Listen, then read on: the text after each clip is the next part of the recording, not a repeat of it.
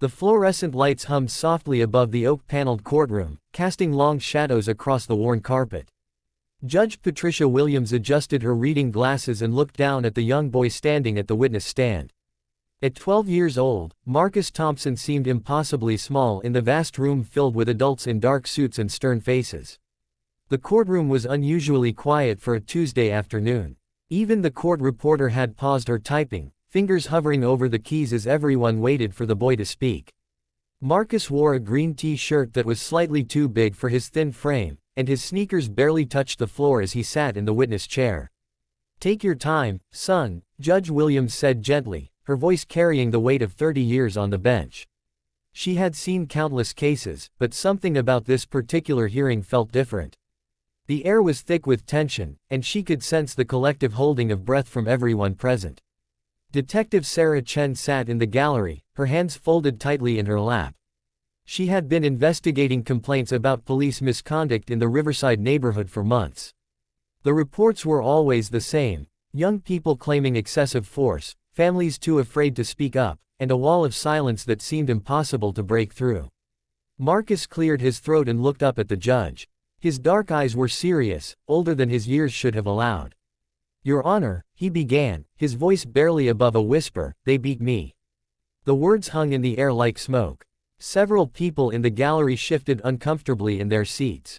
Officer Bradley Martinez, who had been leaning back casually in his chair, suddenly sat up straight. His partner, Officer Tom Wilson, stared down at his hands. "Can you tell us what happened, Marcus?" the judge asked, her tone remaining calm and encouraging despite the gravity of the accusation. Marcus took a deep breath. "It was last Tuesday after school. I was walking home from basketball practice with my friend Jerome. We were just talking, about normal stuff. Video games and homework and things like that." He paused, glancing toward his mother who sat in the front row. Angela Thompson gave her son an encouraging nod, though her eyes glistened with unshed tears. "We were walking past the corner store on Maple Street when the police car pulled up," Marcus continued. "Two officers got out. They told us to stop and put our hands up. I didn't understand why, but Jerome said we should just do what they said." Detective Chen leaned forward slightly, making notes in her small notebook. She had heard similar stories from other kids in the neighborhood, but most had been too frightened to come forward officially. "The officers asked us what we were doing and where we were going," Marcus said, his voice growing steadier as he spoke. "I told them we were just walking home from school. I showed them my backpack with my books and my basketball shoes." Officer Martinez shifted in his seat again, his jaw clenched tight. His lawyer, a middle-aged woman with short gray hair, whispered something in his ear, but he shook his head slightly. "Then what happened?" Judge Williams prompted gently. Marcus's hands trembled slightly as he gripped the edge of the witness stand. "Officer Martinez said we looked suspicious. He said kids our age shouldn't be walking around after dark, even though it was only 5:30 and still light outside. Officer Wilson told us to turn around and put our hands on the wall of the building." The boy's mother closed her eyes, as if she couldn't bear to hear the details again. "I was scared," Marcus admitted, his voice cracking slightly. "I asked why we were in trouble, and Officer Martinez got angry. He grabbed my arm really hard and pushed me against the wall. It hurt, and I told him to stop." The courtroom remained silent except for the steady hum of the air conditioning and the occasional creak of wooden benches as people adjusted their positions. "Officer Wilson searched my backpack and found nothing except my school stuff and my basketball. But Officer Martinez kept asking me where I got the money in my wallet. I told him it was my allowance and birthday money, but he didn't believe me." Detective Chen had interviewed dozens of witnesses over the past few months, and she recognized the pattern Marcus was describing. Young people in the neighborhood had consistently reported being stopped, questioned, and treated roughly by the same two officers. "What happened next, Marcus?" the judge asked. The boy took another deep breath, gathering his courage. "Officer Martinez said I was lying about the money.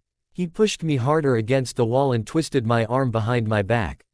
When I cried out because it hurt, he said I was resisting arrest." Several people in the gallery exchanged glances. The tension in the room was palpable. "I wasn't resisting," Marcus continued, his voice stronger now.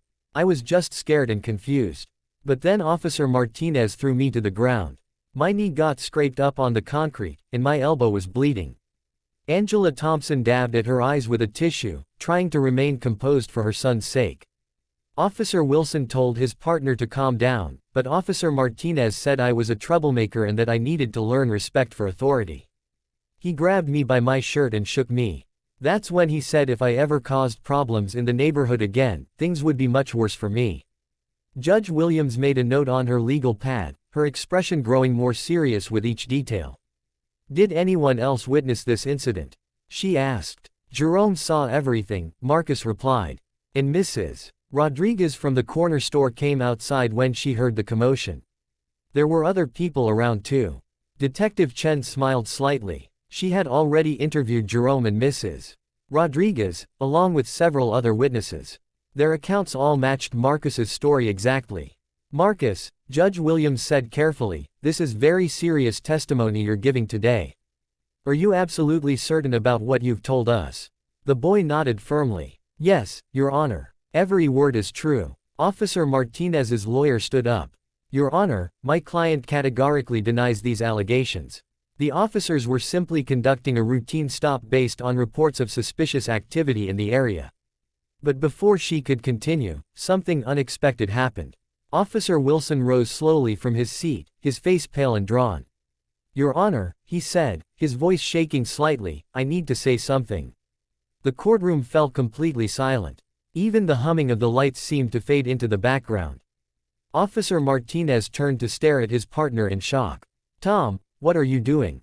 Officer Wilson ignored him and addressed the judge directly. Everything the boy said is true. Every single word of it. The gallery erupted in surprised murmurs. Judge Williams raised her hand for silence.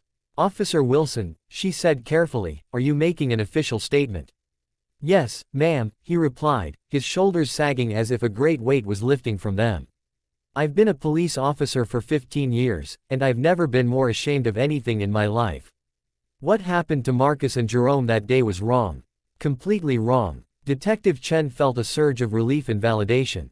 After months of investigation, the breakthrough she had been hoping for was finally happening. I should have stopped my partner, Officer Wilson continued, tears forming in his eyes. I should have protected those boys instead of standing by and watching. They did nothing wrong. Nothing at all. Marcus looked confused, glancing between his mother and the judge. He had expected to be challenged and questioned, not to have one of the officers confirm his story. Officer Martinez's face had turned red with anger. Tom, you don't know what you're saying. These kids were innocent, Officer Wilson interrupted, his voice growing stronger. Just like dozens of other kids we've stopped and harassed over the past few months. I can't do this anymore. I can't be part of something that goes against everything I swore to uphold when I became a police officer. Judge Williams nodded slowly, processing this unexpected turn of events. Your Honor, Officer Wilson continued, I'm prepared to testify fully about not just this incident, but about a pattern of behavior that has been going on in our precinct. These children and their families deserve justice. Angela Thompson reached for her son's hand as he stepped down from the witness stand. For the first time in weeks, she felt a sense of hope that justice might actually be possible. Detective Chen closed her notebook, knowing that her investigation had just taken a dramatic turn for the better.